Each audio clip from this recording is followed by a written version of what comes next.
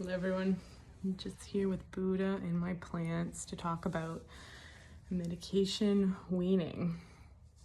Another controversial, well, not really a controversial subject, but it's something that's come up a lot over the last couple weeks. There's always these themes clinically, people I see in practice, and I'll go months and months without anybody interested in weaning from medication, whether that be a psychiatric medication or something like a proton pump inhibitor or even smoking cessation.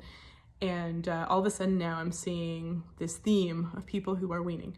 Now, I'm going to say that I don't advocate for weaning unless someone is ready. So all of these people are sort of on their own journey to weaning and have sought me out to help them and support them. But I just thought I would share some thoughts around it because a lot of people are wondering maybe why they are having a hard time getting off medication like SSRIs, and possibly concluding that they're having that their depression or anxiety is coming back and that they're not in remission, when in fact it's actually withdrawal from the medication.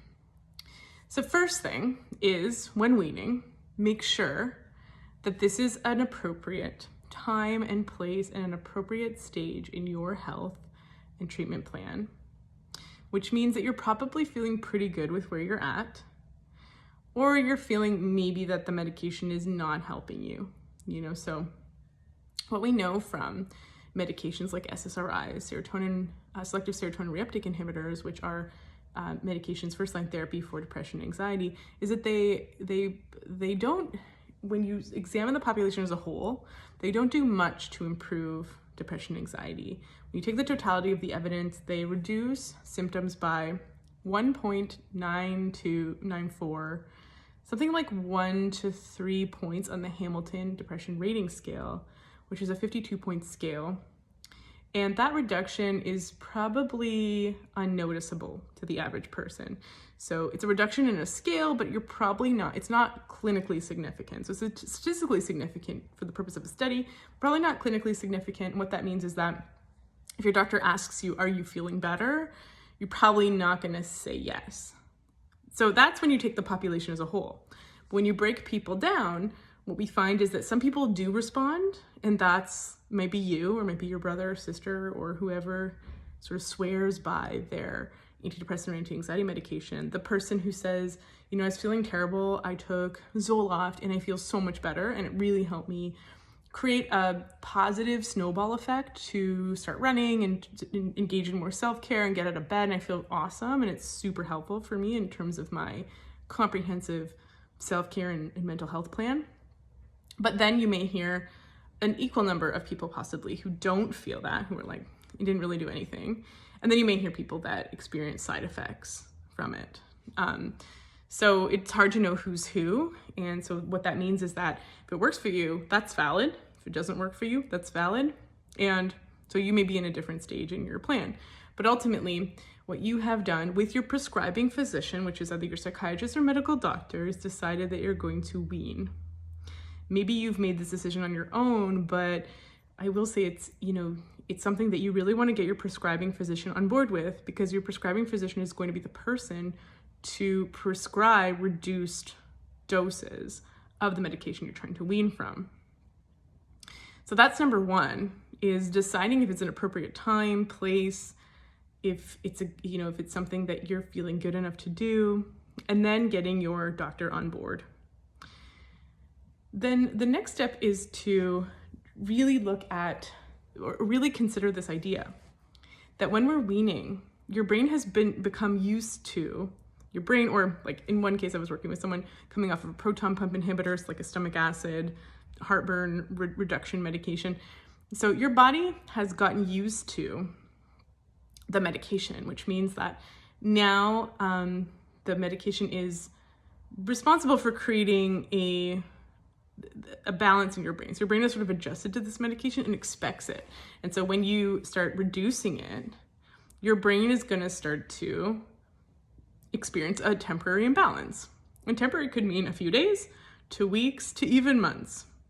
And this is helpful to know because when you start to feel crap, it's helpful to expect that you're going to feel potentially crappy because then you can prepare. But it's also helpful because it possibly means that it's not your depression or anxiety or heartburn or whatever coming back. It's simply withdrawal effects from the medication. Like if you drink 3 coffees every single day, your body gets used to that. And if you all of a sudden go cold turkey, you're probably gonna feel like crap.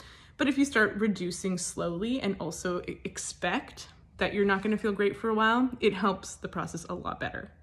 If you're like, okay, I'm gonna go, instead of 3 coffees to 0 coffees, I'm gonna go from I'm gonna do 2 coffees and maybe like a green tea instead of my last coffee. And I'm gonna make sure I'm going to bed early. Maybe I have Advil on hand for the migraines or headaches I might get, et cetera, right?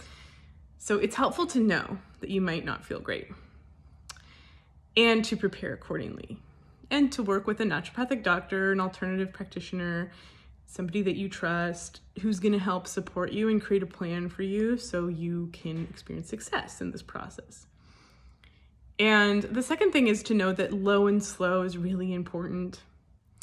I have heard a rough guideline is to reduce your dose by 10% per month, which is quite a lot slower than a lot of people are typically prescribed. Sometimes they go from like 150 milligrams of something to 75 in 2 weeks, down to 37.5 another 2 weeks, and off. And the whole time their brain is like, oh my gosh, what happened? It's kind of like going from 1 coffee to 2 the next day to 1 the next day, and the whole time you're experiencing withdrawals. And it takes a while for certain medications to get out of our system. So the lower and slower we decrease, the more our brain has time to adjust to the new dose and the more stable we feel throughout. And the less extreme the withdrawal symptoms we feel.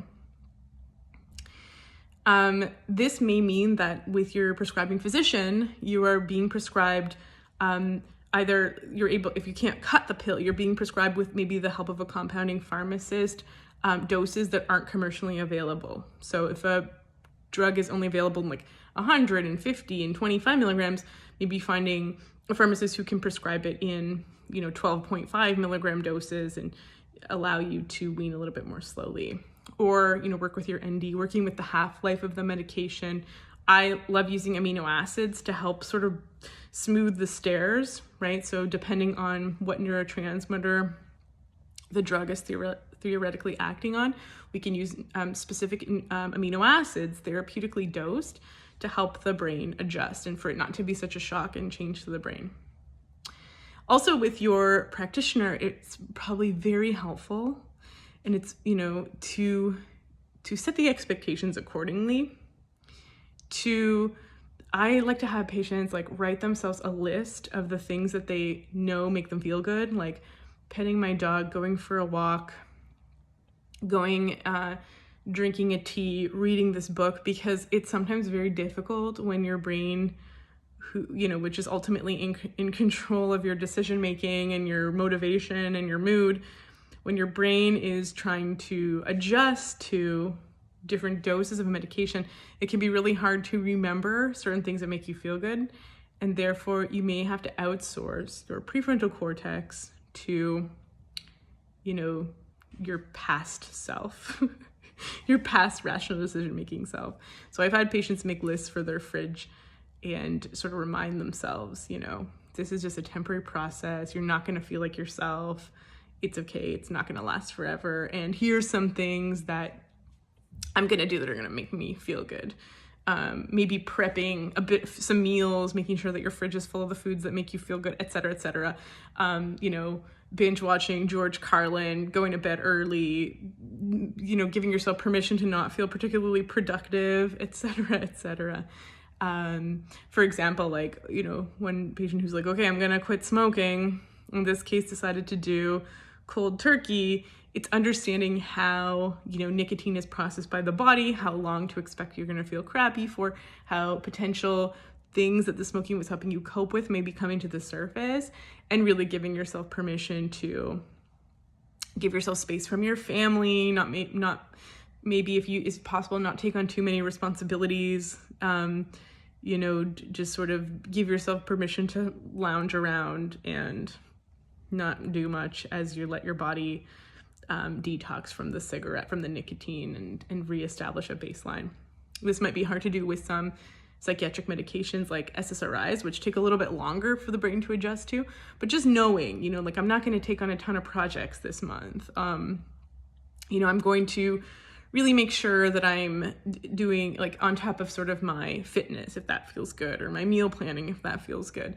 I'm going to maybe let my friends and family know, create a support circle around me of people who I've instructed to reach out to me, to motivate me, like a friend that maybe sends me a text and says, "Hey Talia, how are you feeling today? Did you go for a run? Like, did you go outside? Did you sit in the sun?" Etc., etc. So these are just some things to consider. So